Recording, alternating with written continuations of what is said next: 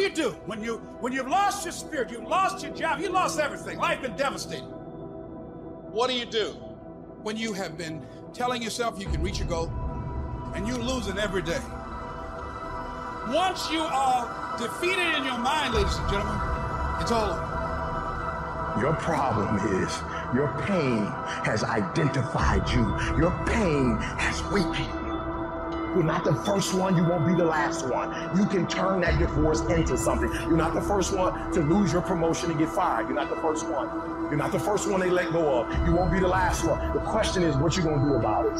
I know what it is to walk the floor and you don't know how you're going to make it. When people no longer believe in you and you are all you got.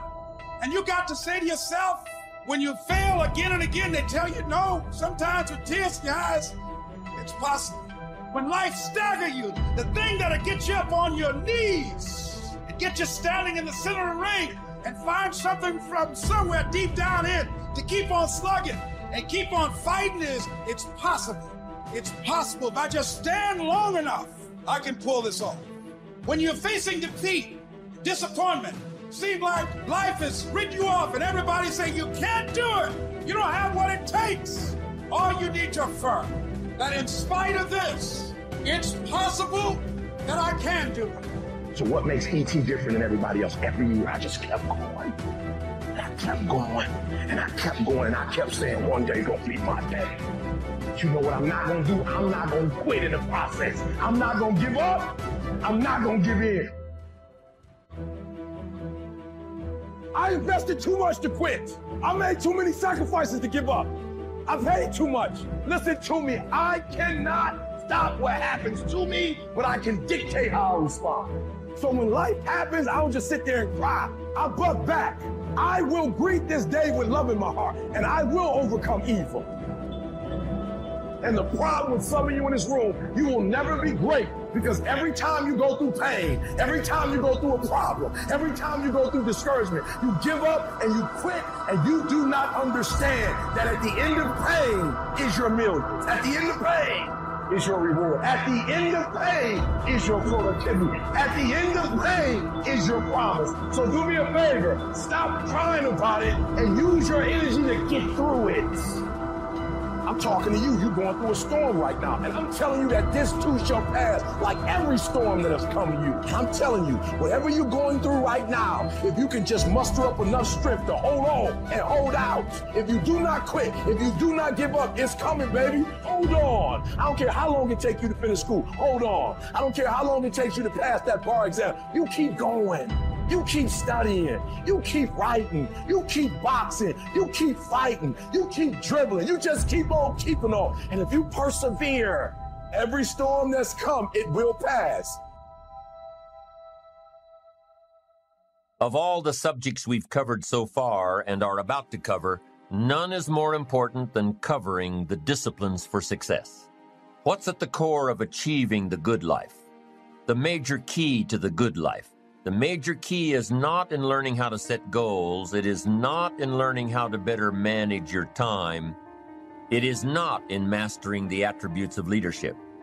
Every day in 1,000 different ways, we are trying to improve ourselves by learning how to do things. We spend a lifetime gathering knowledge in classrooms, in textbooks, in experiences.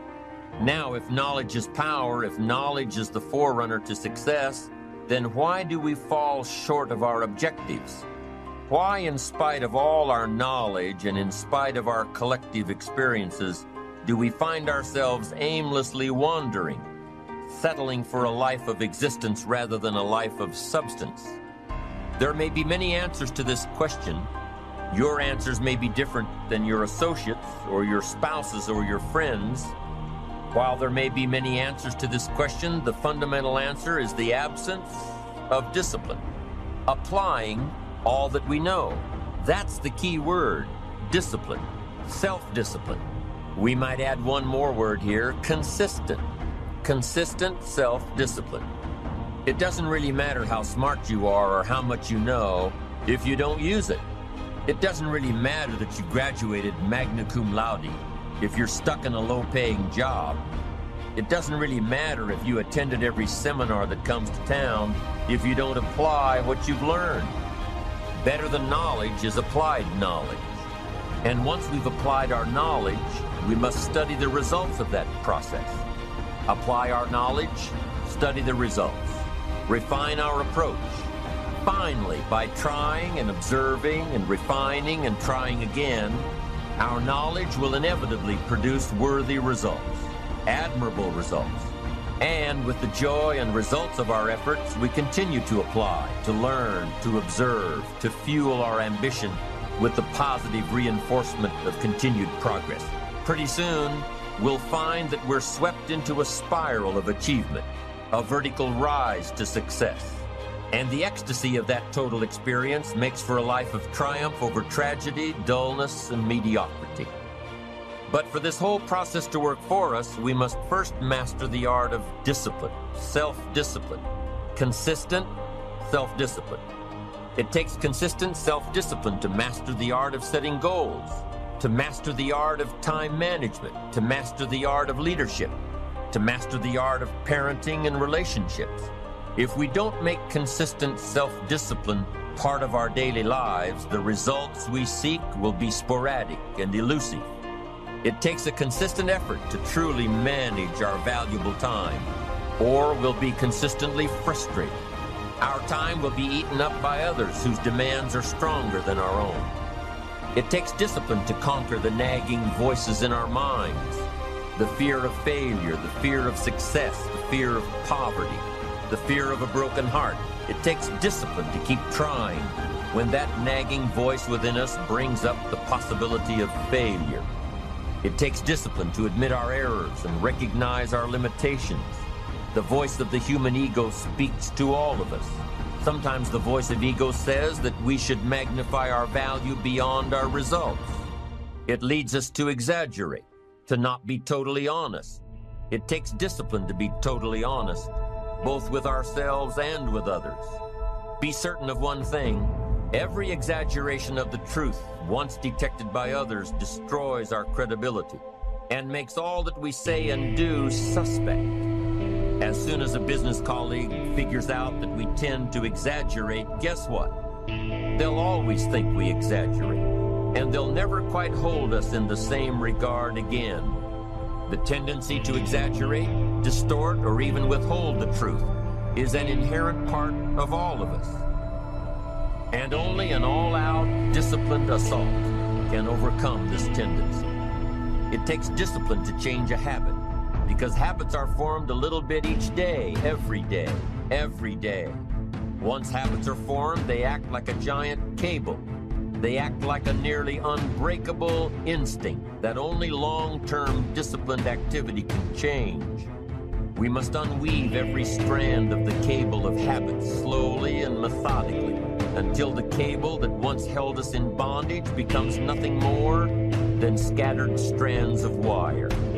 It takes the consistent application of a new discipline, a more desirable one, to overcome one which is less desirable. It takes discipline to plan.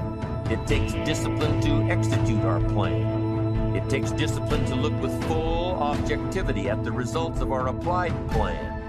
And it takes discipline to change either our plan or our method of executing that plan if the results are poor. It takes discipline to be firm when the world throws opinions at our feet. It takes discipline to ponder the value of someone else's opinion when our pride and our arrogance leads us to believe that we are the only ones with the answers.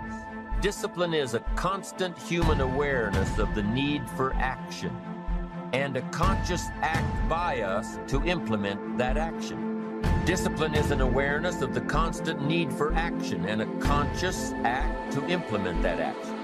If our awareness and our implementations occur at the same time, then we begin a valued sequence of disciplined activity. Now here's the other side of discipline. If there's considerable time that passes between the moment of awareness and the time of our implementation, then that is called procrastination. Doing it tomorrow instead of today. Procrastination, an almost exact opposite of discipline. The voice within us says, get it done. Discipline then says, do it now. Do it to the best of your ability today.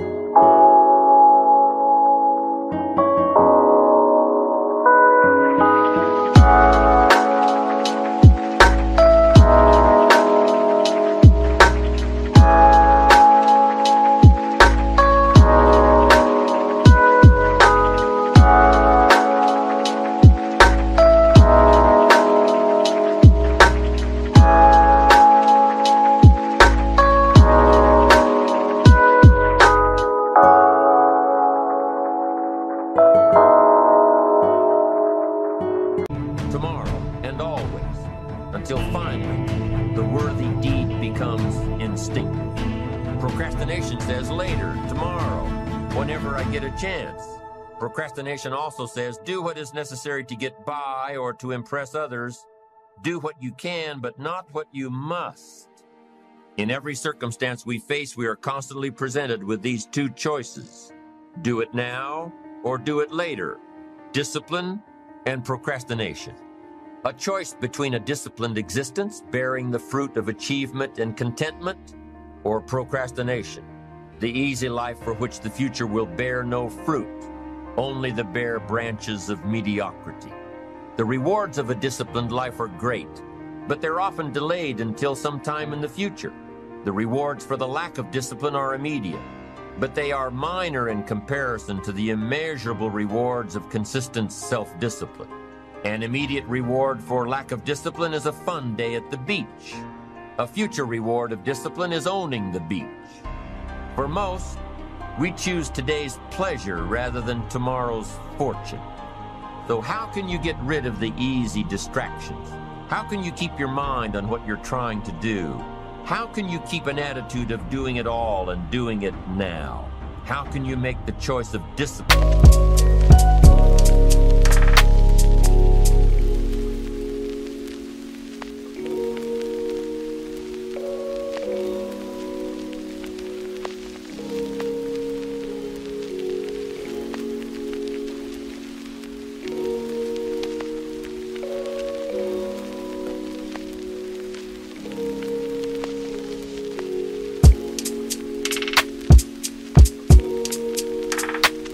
Over procrastination? How can you stay focused on your ambitions? How can you avoid conversations at the water cooler? You can keep your focus on your work. You can get it done today instead of tomorrow. You've got to really work on your consistent self-discipline on a daily basis, or you'll find yourself distracted. Distracted by negative thoughts, distracted by negative people, distracted by water cooler chatter, and pretty soon, depending on the type of people you've associated with, distracted by your doubts within yourself. Never underestimate the power of influence and associations, and never underestimate the power of your own consistent self-discipline. Now let's take a closer look at discipline. True discipline is not the easiest option. Most people would rather sleep until 10 o'clock than get up at 6. It's easier to go to bed late, sleep late, show up late, leave early. It's easier not to read. It's easier to turn on the television than to open a book. It's easier to do just enough than to do it all. Waiting is always easier than acting. Trying is always easier than doing. Imagine what life would be like if we didn't have to make our bed in the morning, or keep our garage clean, or pay our taxes, or show up for work tomorrow. Wouldn't it be fascinating if we didn't have to do these things? Wouldn't it be fascinating? What do you suppose would become of us? You're right, not much. For whatever the reason, the system we live in and contribute to is designed to make the easiest things in life the most unprofitable. Profitable seems to be the most difficult. Our world is and always will be a constant battle between the life of ease and its momentary rewards and a life of discipline and its far more significant rewards. Each has its own price.